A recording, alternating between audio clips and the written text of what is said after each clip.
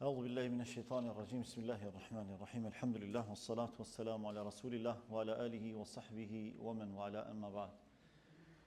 Lavdi, falënderimi dhe adhurimi i takojnë Allahut, krijuesit absolut të gjithësisë, vetëm atij mbështetemi dhe vetëm prej tij kërkojmë faljen e mëkateve tona, mbulimin e tmetave tona, si dhe pranimin e veprave tona. Ndërkaq salavatet, selamet dhe përshëndetjet më të përzemërta dhe më të sinqerta çdo herë dhe pa ndërprerje i adresojmë Muhammed Mustafa sallallahu salatu wassalam, familjes së tij, shokëve të tij dhe gjithë pasuesve të traditës së tij deri në ditën kur nuk do të ekzistojë më kjo gjësi.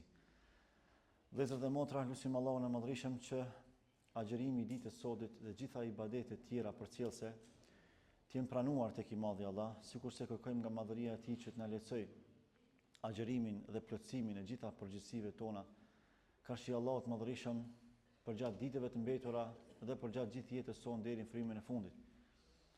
Një prej çështjeve më të rëndësishme që përcjell tek ne Ramazani si universitet edukativ që është edhe edukimi i syrit, edukimi i shikimit. Duke qenë se shikimi është portë e zemrës. Atëherë zemra përthith çdo gjë përmes imazheve që i përçon syri, përmes imazheve dhe pamjeve që i përçon shikimi. Prandaj Allahu i Madhërisëm, qartazi dhe prerazi, na urdhëron që të kemi kujdes me shikimin ton, që ta ulim atë, dhe të mos shikojmë vetëm se në gjërat lejuara. Dhe jo më kot Allahu fillimisht i drejtohet gjinisë mashkullore, për arsye se dobësia e meshkujve është shikimi, ndërkaq dobësia e femrave është përgojimi, apo të folurit e pakujdesshëm. Dhe shpesh herë keni pa që kur meshkujt sprovohen apo trishtohen në diçka i mbyllin syt, ndërkaq kur gratë sprovohen apo trishtohen me diçka e mbyllin gojën. Nga se kjo nuk është e rastishme. Për shkak të dëmtimit më të madh që ja shkaktojmë ne vetes son, ne si meshkuj përmes shikimit, e gjinia femërore zakonisht përmes përfoljes së gabuar, përmes përgojimit e kështu me radhë, edhe reagimet tona vijnë nga dobësia jon. Për këtë arsye Allah thot: "Qul lil mu'minina yaghuddu min absarihim wa yahfazu furujahum." Thuaju besimtarëve Muhammed, pra meshkujve për besimtarëve, yaghuddu min absarihim, le ti ulin shikimet e tyre, wa yahfazu furujahum, dhe le ti ruajnë nderet e tyre. Që i bie një prej mekanizmave më të rëndësishëm dhe më të drejtë për drejtë të mbrojtjes së nderit tonë është ulja e shikimit.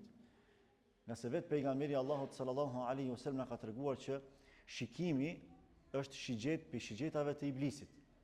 Nëse ne nuk kemi kujdes me mënyrën se si shikojmë dhe ku shikojmë, atëherë iblisi është mjeshtërisht i përgatitur për ta keqpërdorur shikimin tonë të gabuar apo të ndaluar, sepse përmes shikimit të ndaluar, pastaj imazhet që ne i shohim, imazhet e haramit, përçohen në zemër. Dhe zemra fillon edhe e dashuron pamjen e keqe, e dashuron pamjen e haramit. Dhe ju e keni parasysh se pamjet e ndaluara zakonisht janë më joshtë se sa ato të lejuarat. Pamjet e harameve din të jenë shumë të zbukuruara, sepse shejtani mallkuar i zbukuron ato. Dhe na tërheq neve vëmendjen për t'i parë ato, dhe na i bën të dashura. Prandaj ulja e shikimit është preventiv e garantuar nga ana e Allahut e mbrojtjes zemrës. Dhe për këtë arsye Allahu thot: "Qul lil mu'minina yaghuddu min absarihim wa yahfazu furujahum." Thuaju besimtarëve Muhammed që le të ulin shikimet e tyre dhe le të ruajnë nderet e tyre. Dhalika azka lahum, sepse kjo është më e pastërta për ta. Nuk ka mënyrë më të pastër, më të sigurt të mbrojtjes së nderit tonë se sa ulja e shikimit. Zatën çdo gjë fillon nga shikimi i ndaluar. Njeriu kur nuk e sheh të ndaluarën, kur nuk e sheh haramin, nuk ka se si ta imagjinoj atë. Nuk ka se si ta mendoj atë. Por kur e sheh haramin, pastaj ai e imagjinon atë, e mendon atë. Akoma më keq bëhet kur pastaj nuk e ndalon veten, fillon edhe vepron për ta realizuar atë keqe, derisa ruan Zot, pastaj mund të përfundoj në akte fatale dhe të ndaluara. Por kur ti e ul shikimin që në fillim, ti e ke mbrojt zemrën tënde, e ke ruajt veten tënde.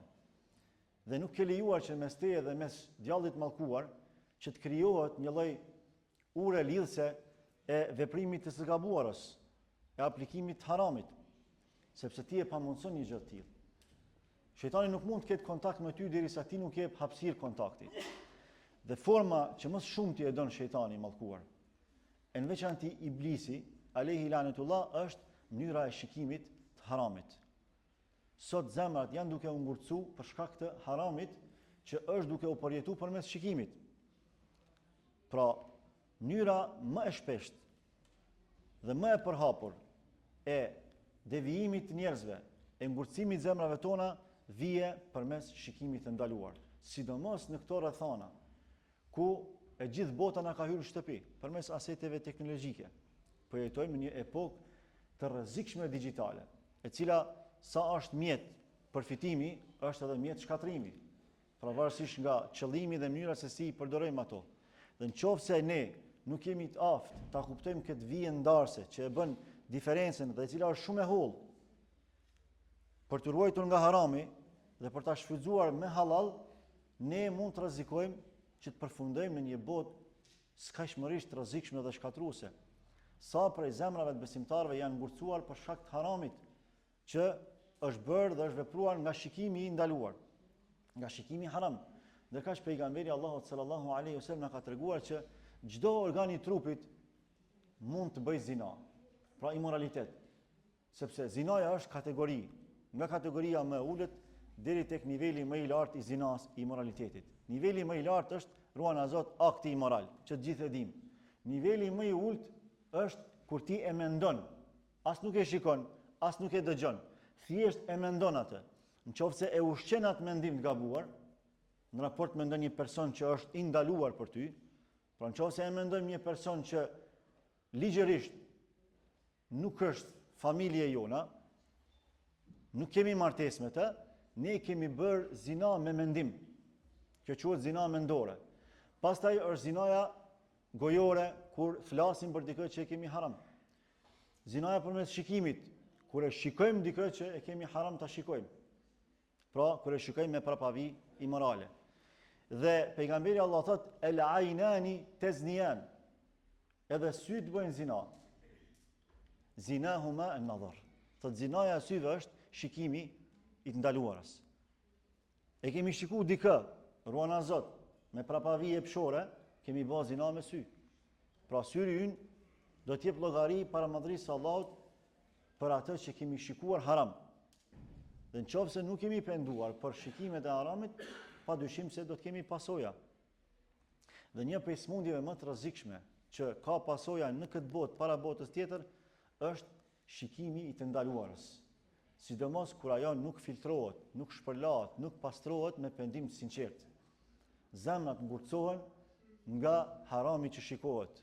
Prandaj sot shumë zemra nuk kanë gatishmëri me lexu fjalën e Allahut, nuk kanë gatishmëri me çajt për Allah, nuk kanë vullnet dhe gatishmëri me i qëndru Allahut në namaz, edhe për disa minuta të shkurta, por kanë gatishmëri me orë të tëra me qëndru para serialeve, para gjërave të kota, e madje fatkeqësisht edhe para filmave të ndaluar me theks të veçantë, vëllezër dhe motra. Pornografia është smundja aktuale që është duke i shkatruar muslimanët, mos flasim për të tjerët. Dhe dobësia që është shfaqur në mesin e muslimanëve në raport me këtë dukuri shkatruese është shumë e theksuar. Andaj duhet të kemi shumë kujdes ta shfrytëzojmë Ramazanin për edukim të shikimit tonë. Sa herë që shikojmë në haram, dijeni se Allahu është duke na pa. Sa herë që shikojmë haram, dijeni se syri ynë ka me folë në ditë gjykimit, edhe ka me dëshmu për atë haram, nëse nuk kemi penduar sinqerisht. Dhe ne e dimë që gjymtyrët tona kanë me folë në ditë gjykimit. El yawma nakhtimu ala afwahihim. Allahu thot këtë ditë ne do t'i mbyllim gojët e tyre, do t'i bllokojmë.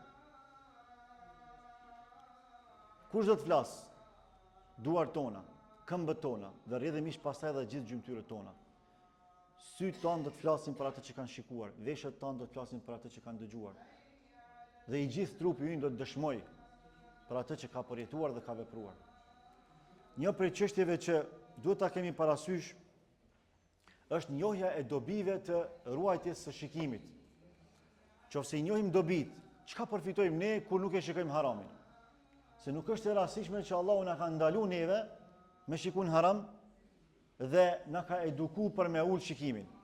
Për dobive kryesore është se ruhet pastërtia e zemrës, qiltërësia dhe lirësia e saj.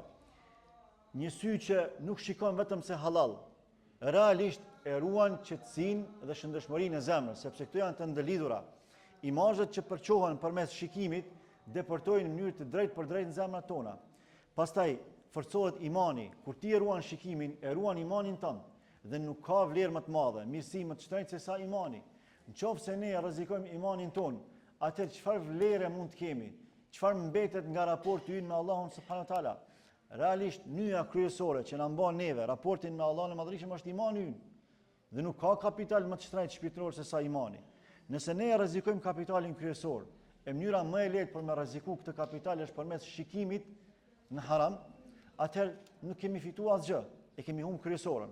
Pastaj prej dobive tjera është se mbrohet nderi dhe morali. Ruajtja e shikimit e ruan nderin, e ruan moralin. Për këtë arsye njerëzit që kanë prirje për me ruajt shikimin janë njerëz të ndershëm. Ndeshmëria e tyre, morali i tyre reflekton në çdo situatë, në çdo rrethon. Përballë çdo kujt që mund të qëndrojnë ata janë çdo të matur, janë të kujdesshëm, e ulin shikimin dhe janë jashtëzakonisht të devotshëm në mënyrën se si ata e shprehin ndershmërinë e tyre. Pastaj ulja e shikimit sjell qetësi në zemër. Njerëzit që kanë prirje me ul shikimin janë të qetë në shpirt, janë të qetë në zemër. Për këtë arsye pejgamberi Allahut sallallahu alaihi wasallam kur erdhi ai djali i ri, edhe i tha ja Rasulullah, tha unë këtë në rregull, tha pe pranoj Islamin, tha po unë du me leju zinan. Jam djali i ri edhe jam jepshor. Tha ma lejo zinan. Pejgamberi Allahut pedagog i jashtëzakonshëm. I tha në rregull, tha a je i pajtimit ti që njëjta gjami i ndodh nanës tënde? Tha jo. Po vajzës tënde? Tha jo. Po motrës tënde? Tha jo. Po hallës, po tezës, i përmendi gjitha kategoritë familjare që janë shumë të vlefshme dhe shumë të shtrenjta për ne. Tha jo. Atëherë tha mos harro, tha se mund ta cënosh një nan dikuj, një motër dikuj, një vajzë dikuj, një hall dikuj, një tezë dikuj. Atë tha ja Rasulullah, bën dua për mua, se kam dobësi. Ja vendosi dorën e tij fisnike në gjoks edhe bëni dua. Transmetimet tregojnë që ky person, ky sahabi, pastaj kur në jetën e tij se ka lëshuar shikimin haram. Kur duaja bereqeti i duas së Muhammed Mustafas sallallahu alaihi wasallam. Po shtrohet pyetja, mos të kishar ky sahabi edhe mua anku tek pejgamberi Allahut edhe me kërku zgjidhje. Ku kish përfundu ky? Do shta kish me qenë një për njerëzve më të shkatruar, më të humbur. Aja ka ditë hallin vetit. Edhe na do të mja ditë hallin vetit. Nëse dikush e ka dobësi shikimin haram, mos e legjitimohet smundje të rrezikshme. Merre shfletoj librin e Allahut. Çka thot Allahu për haramin që shikohet? Shko këshillohu me hoxhën e lagjës, me një shok besnik, edhe thuja direkt. Thuaj o hoxh, kam nevojë me mëshillu se ç't dobësi e kam. Nuk ka qenë marrë pse ka shku te pejgamberi Allahut, edhe e ka shpreh hallin e tij. Marrë është mos me shku, marrë është me u thellun këtë haram. Marrë është mos me marrë masa ndaj vetes, sepse rrezikohet xheneti. Po në anën tjetër, për një këshill që mund ta marrësh për një hoxhë, për një këshillues besnik, ti mund ta shpëtosh xhenetin, mund ta mbrosh veten tënde nga zjarri i xhenemit. Andaj besimtarët e Allahut nuk kemi sezon më të volitshëm, më të përshtatshëm për me pasu edhe me vazhdu uljen e shikimit se sa në Ramazan. Apo e vrejnë në Ramazan sa ruhemi pi haramit, më shumë se sa jashtë Ramazanit. Nuk dëshirojmë me na cënu gjithë këtë ibadet që jemi duke bërë për hir të Allahut për gjatë ditëve dhe netëve të Ramazanit. Le ta vazhdojmë edhe pas Ramazanit, sepse të njëjtin Zot e adhurojmë edhe pas Ramazanit, sepse të njëjtat përgjegjësi kemi edhe pas Ramazanit, sepse me të njëjtit njerëz jetojmë edhe pas Ramazanit. Ashtu siç po kemi kujdes edhe nuk po i cenojmë nderet e tjerëve gjatë Ramazanit, le të vazhdojmë edhe pas Ramazanit. E tini të bindur që Allahu askuj nuk ja lë pa ja kompenzu nevojën e tij përmes rrugës legjitime dhe të halalit. Andaj mos të korritemi me Allah dhe të kemi kujdes me shikimet tona, në mënyrë që t'i ruajmë zemrat tona. Walhamdulillahi rabbil alamin. Allahu ju shpërblet për dëgjimin. Aqulu qawli hadha wastaghfirullaha li wa lakum wa li sa'iril muslimin min kulli dhanbin fastaghfiruhu innahu huwal ghafurur rahim.